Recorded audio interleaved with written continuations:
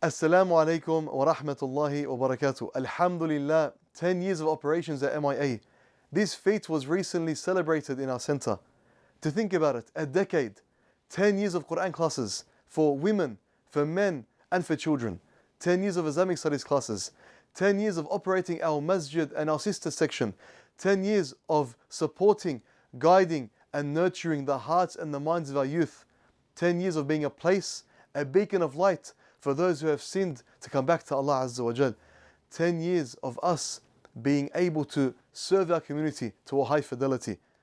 This year, 2024, I invite you to participate in being part of our legacy, in being part of the legacy of 2,000 patrons that walk through our door every single week. To be part of those who maintain the house of Allah Azza wa Jal.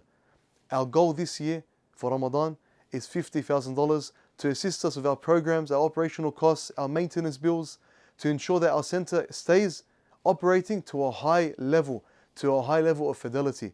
Because that is what our community deserves. We truly believe that.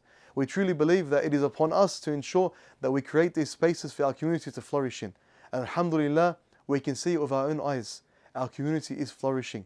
The Quran is being memorized. Self-development is progressing. Our brothers and sisters are enjoying their time together.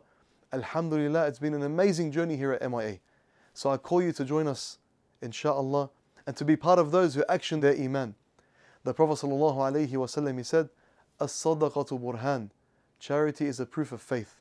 Let us all come hand in hand, prove our iman to Allah Azza wa Jal, prove by maintaining His house. Let's come together and meet this goal. Jazakumullah khair. Wassalamu alaikum wa rahmatullahi wa barakatuh.